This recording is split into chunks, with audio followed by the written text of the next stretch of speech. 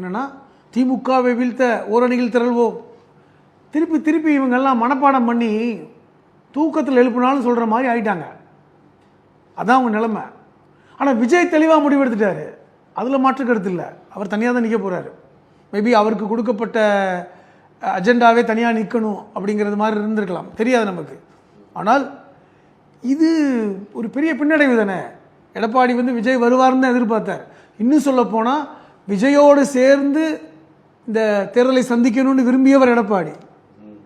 பாட்டாளி மக்கள் கட்சி வந்துடும். ஏன்னா ராமதாஸ் அவர்களுக்கு பாஜக இல்லாத அதிமுகவோடு சேரத்தான் விருப்பம்.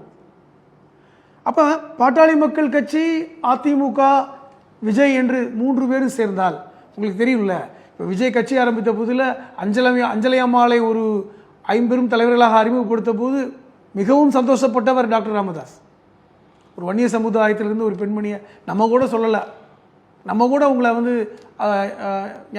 ஞாபகப்படுத்தலை. ஆனால் விஜய் கொண்டு வந்திருக்காருன்னு ரொம்ப சந்தோஷப்பட்டார்.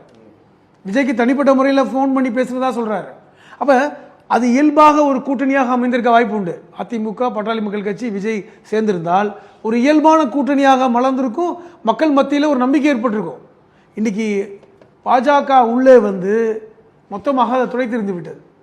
இப்போ அது பாஜகவுடைய டைரக்ஷனாக கூட இருக்கலாம்.